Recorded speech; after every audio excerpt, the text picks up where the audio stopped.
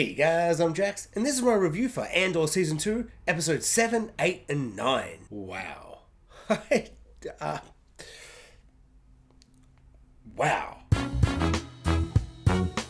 Now, whilst I don't think anything in Season 2 is going to reach the heights of Season 1's Prison Break arc, what with the reveal of young sexy Snoke once being imprisoned by the Empire, I do think these 3 episodes, the second part to the Gorman Rebellion / Gorman Massacre, comes pretty damn close. There is a lot to love and unpack in these episodes of Andor. Andor and Bix have gone full Ewok and live in a treehouse in the forest. Yavin is up and running, and Saw Gerrera's vape buddy rocks up and is like, "Hey, Andor, I got one mission for you." And that mission is simple. We've got to kill Dedra Meero. And he's all like, "Andor, I know what this looks like, Mission Impossible, but I'm telling you, it's more like the movies Mission Impossible."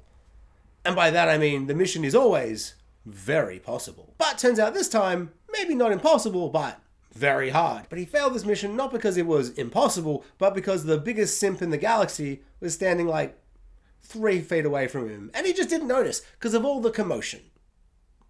And by commotion, I do mean the genocide of the Gorman people. I like to have fun on this channel, keep it light, make a couple of jokes. Harder, and it feels like the tone of what I like to bring to my reviews is up against it with these 3 episodes, because it is, at its core, and you know, the subtext, but also just the text, and generally every single moment of this like 2 hours of like Star Wars is pretty heavily centered on genocide and how they like maneuvered the rebels to like make them stand up and fight, and then they like shot their own men to create chaos and to kind of set up and spread propaganda that the Gormans suck, and a whole lot of stuff to kind of make everyone go, yeah, I guess they killed the Gormans, but I don't know. The news kind of makes it like seem like maybe they had it coming, and lots of really ugly and messy things that are complicated and incredibly well handled in this series. The complexity of political issues and the nuance and the morally grey, like both sides are doing bad things. Yeah, it's such a crazy thing to watch. Like, you hear about the 500 people, like protesters, peaceful protesters, that Moff Tarkin smashes down and kills with his big ship. And you can hear about that in the Star Wars and go, yeah, that's pretty messed up. I mean, the original Star Wars had a whole planet explode. And you're like, that's pretty messed up. But to actually have like a full 45-minute sequence where people just slowly flood into an area where you know they're all just going to die, it's kind of something else, like bringing it right down and kind of showing us the very small minutia of just mass murdering people rather than just like, you know, a planet in the distance exploding, really brings home like the horror and the devastation and just the cruelty of it all in a really powerful way. It's just so surreal to me that like we have essentially got the Star Wars equivalent of like the Red Wedding or like the Sept explosion from Game of Thrones. Like, but Star Wars, like, that's crazy to me. After essentially 4 full episodes of build up in a kind of horrific kind of way, like a almost morbid kind of way, but it felt almost cathartic that we got some kind of payoff, even though the payoff was utterly devastating and brutal and awful. And it's kind of surreal to see Star Wars action. You know, usually when you think about Star Wars action, Han Solo's got his loosey-goosey grip and he's all like, bang, bang, bang, bang, and the stormtroopers are dying and you're all just like, this is a bit of fun. You know, like, I'm just thinking of spaceship battles and things where it's kind of just like fun action. Whereas you see this and it's all laser beams going off, but it's just kind of more like it has way more of a World War II, like Saving Private Ryan vibe rather than a classic Star Wars vibe. But just like there are also stormtroopers there, and instead of shooting bullets, everyone's shooting laser beams everywhere. It's kind of surreal. I don't think we've ever really truly gotten it to feel like this before. I do think Rogue One almost gets there, but I don't know. I just don't think it really truly kind of lands the kind of like horror of it, because there's still things like that hammerhead ship like headbutts another ship and it falls down to a thing and it explodes, and it's still just a bit of like escapism fun, whereas this is like taking all those things and just going, remember guys, war sucks. It's just oddly cathartic in a brutal way because there's been so much kind of talking and building up and just like, and the whole time there's been this horrible sense of dread. and it's just been building and building and building and building. And like a horror film, when you build the horrific tension and dread, you need a jump scare at some point to kind of release, so you can kind of stop building up all that tension and it releases. Feels like was that too sexual? I feel like talking about the Gorman Massacre and talking about build up and release is in poor taste. Speaking of poor taste, Sirill and Miro finally come to a head. The end and the climax to this romantic plot and these two characters was absolutely not what I thought we were in for. Throughout the entire of season 1, I was hoping for Sirill to kind of have a bit of a redemption arc and kind of realize that, hey, he wants to serve this empire, but his beliefs don't actually align with the empire's beliefs. But he never kind of realizes that, and he just kind of obeys them blindly, and he's just so kind of blind to what they really are. And finally, and I really didn't think it was going to happen, because last week he was a spy for them, so I thought that was the first fake out where they're like, ooh, maybe he's become disenfranchised. No, he's a spy, he sucks. But finally, and all it took was the realization that they're going to mine and destroy the entire planet of Gorma and kill everybody, and that's what they've been doing this entire time. He finally decides to turn his back on the Empire and break up with Dedra Miro. And it was such an amazing sequence. He's kind of been a bit of like a joke, a bit of a pathetic nothing character, but I really feel like he's nailed the performance. I feel like he is real. He feels like someone who could truly exist and accidentally fall into this empire, this cog in this machine. There's nothing cog that is just used and abused. And finally, when he realizes how awful they are, he's like, whoa, no. And so he ends up breaking up with Mira while he like chokes her out. And I genuinely thought for a second he was going to kill her. I'm like, this is crazy. And then I'm like, oh, she'll probably like blast him.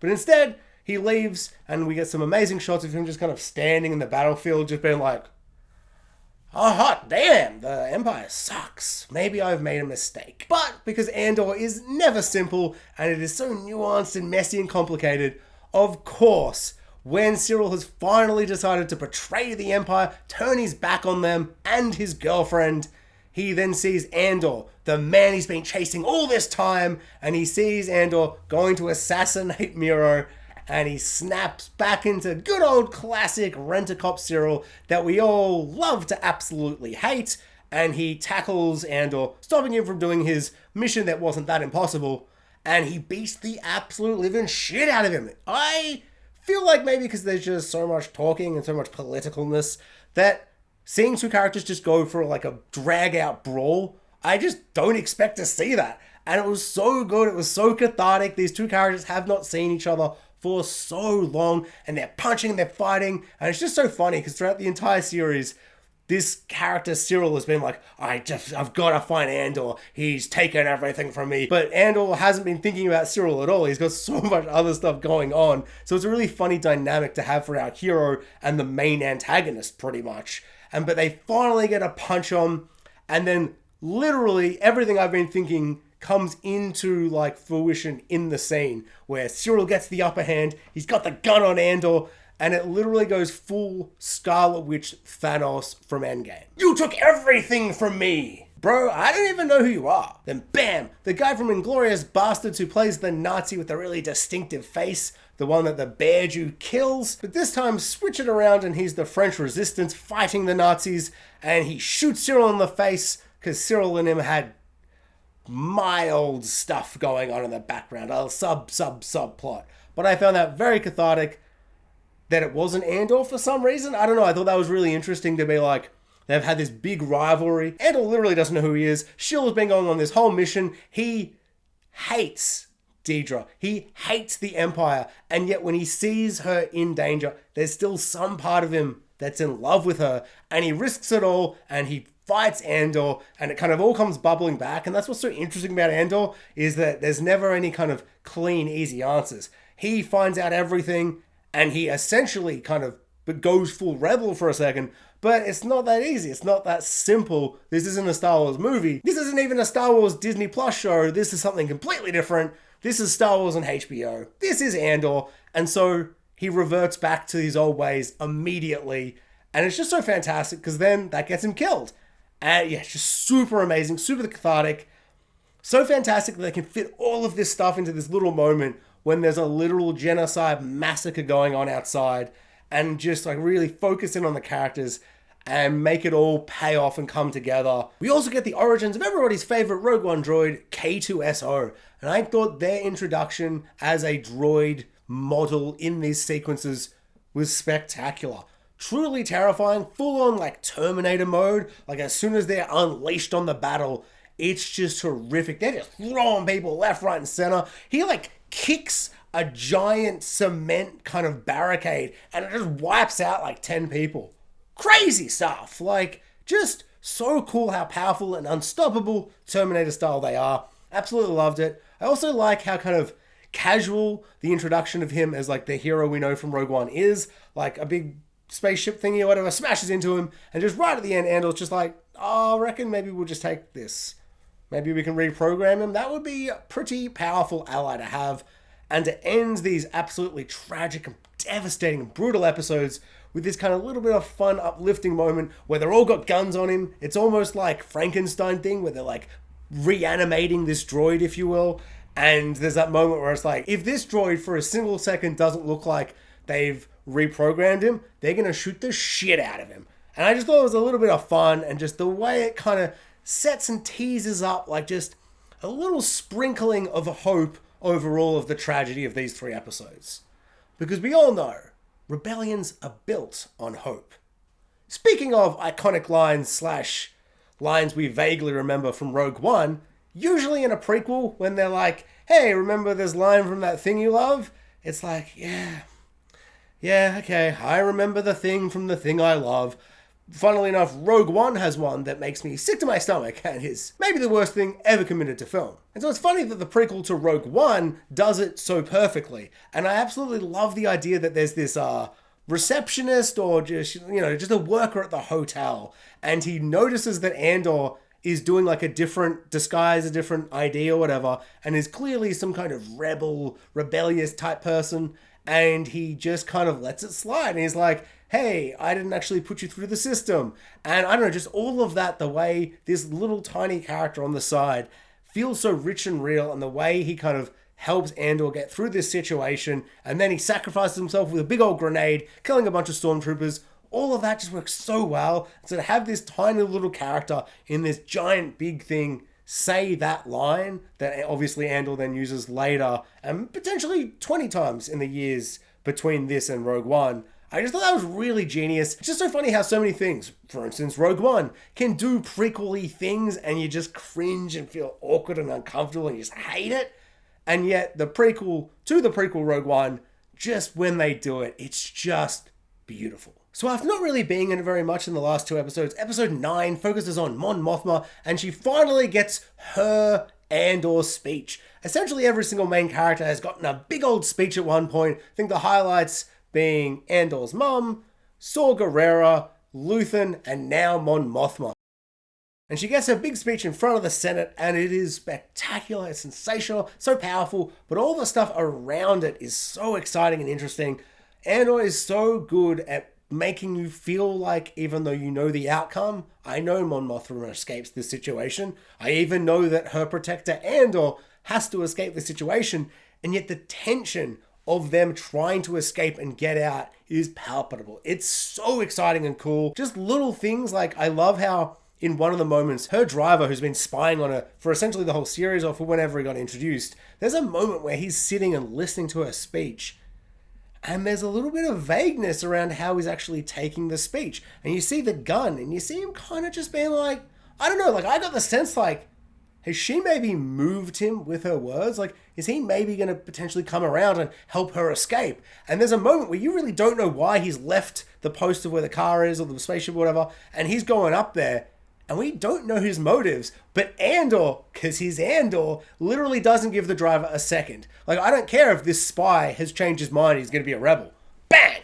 Shoot him in the face. Doesn't matter. And he just runs off. And that ambiguity and that messy, nuanced, morally grey, in brackets, murderers, but for like the greater good. The episode then ends on an absolutely tragic yet very cleverly subversive scene where Bix decides rebellion over their relationship. And there's been a ticking time bomb on her character where we've all just kind of, I have been waiting for Luthen to finally decide she's too much of a liability and she's gotta go for the greater good. But I do think not killing her and having her decide to leave Andor so that he can still fight for the rebellion is just beautifully tragic in that, obviously she's like, hey, after this whole rebellion and when we win the war, we'll be together again. But because it's a prequel and it does prequels right somehow, for the first time ever apparently. So yeah, it just works really nicely because we know Andor obviously dies. He dies in a couple of years before the Death Star blows up or any of that kind of stuff. So Bix essentially leaves him and they'll never see each other again. So it's very tragic and sad for that reason. But it's also just kind of, it's so juicy and interesting because it's like the Andor that we see in Rogue One, he's so focused on being I'm a rebel. And it's so crazy to think he was so close to like escaping and being free of it all. And he's done like a good amount of stuff. He's done a lot for the rebellion, but he's done and he just wants to live his life. But the love of his life is like, no, the rebellion is more important. And so he didn't make that decision. The decision was made for him, yet we know that he does embrace that. So we're really interested to see how he is a year later in these final 3 episodes. I imagine he'll be very similar to the Andor we meet in Rogue One. Fully a rebel at this point. No kind of ideas of leaving or it being over at a certain point. He's kind of finally decided that he is going to be ready to die for the cause, which of course we know he does in Rogue One. Overall, a fantastic 3 episodes of TV. Easily the highlight of this season so far, and probably the second best act of the series. I'm really not sure if anything will ever beat the prison arc. I just absolutely love it. It's so sensational. So yeah, I don't even know where we're going to go from here either. Like, there's 3 episodes left. In a lot of ways, this felt like the season finale. So many things were built up and paid off that felt like I'm very curious what's going to happen. I imagine it's going to be something to do with Deirdre Miro. She'll finally have her comeuppance or something. Even though I do think it'd be kind of pretty funny and interesting if she survives the series and goes to work on a very high-end position on the Death Star. So we all go, she exploded. Luke killed her. That's fun.